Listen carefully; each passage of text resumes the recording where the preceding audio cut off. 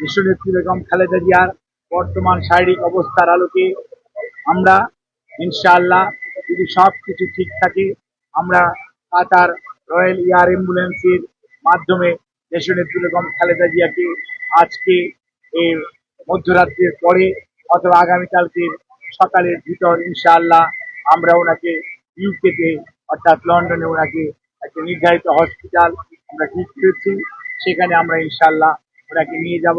ওনার যাওয়ার সময় ওনার সাথে যে বিশেষজ্ঞ চিকিৎসক হিসাবে বেশ কয়েকজন চিকিৎসক এবং দেশের বাইরের 2জন চিকিৎসক ওনার সাথে থাকবেন। মেডিকেল বোর্ডের পরামর্শের বাইরে কোনো অবস্থাতেই ওনার পরিবার অথবা আমরা দল কোনো অবস্থাতেই কোনো চিন্তা করছি না। আমাদের ভার্চুয়াল মিটিং কালকে 3বার হয়েছে। চাইনিজ ডাক্তার ওনারা ফিজিক্যালি এসছেন আমাদের দেশের মেডিকেল বোর্ডের সদস্যদের সাথে।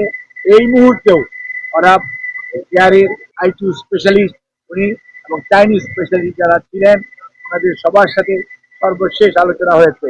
উনি অনেক প্রতিকূলতার মাঝেও ঘুরে দাঁড়িয়েছেন।